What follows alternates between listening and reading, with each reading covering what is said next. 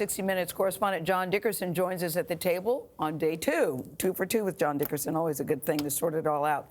So, John, anybody who has a cell phone knows it's so easy to overhear the conversation when you're talking to somebody else.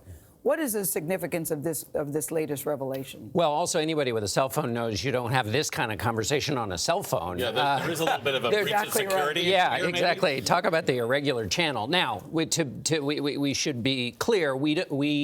Something has been alleged, and part of what this process will be is nailing down all the details of this. What exactly was discussed? Did somebody overhear the right thing, and so forth?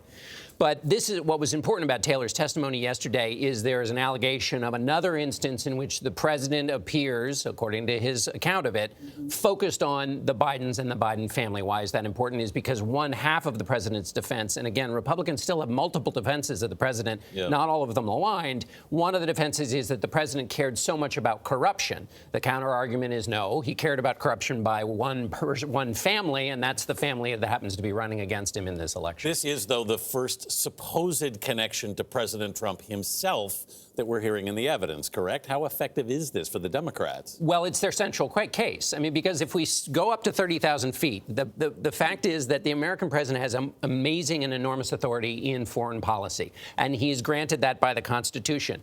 And what's at issue here is whether he used that authority for himself or for the country. And if he's talking about the Biden family, he's using it for himself, is the allegation from the Democrats. And so that's why it's central to their case. But I've heard the Republicans say, listen, there was no investigation of the Bidens.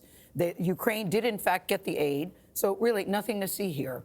Well, that's their strongest argument, because we should remember when we think about this, there are sort of 3 ways to think about evidence here. One is whether it builds a case for impeachment.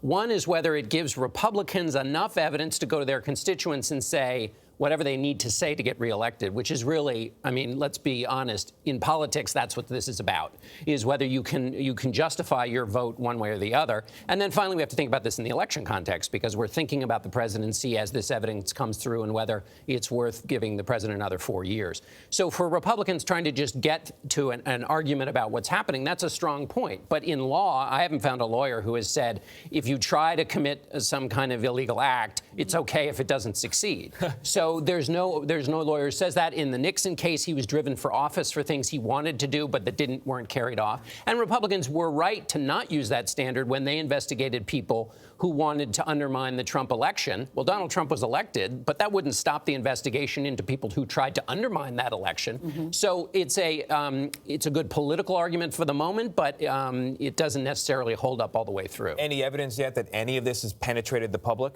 No, none. I don't think for the moment. But we might not expect it to. There should be a high bar for impeachment. And for the challenge for Democrats is to put together this puzzle, make sure each piece has integrity. And that's going to take a long time. The fact that they got one interesting piece about this phone call is good for them as they try to build this long case. But we got a long time to go before those minds are changed. Yep. There's a lot to sort out here. John, thank you. For more on the key testimony and what's ahead in the impeachment inquiry, we invite you to go to our website, that's cbsnews.com/impeachment.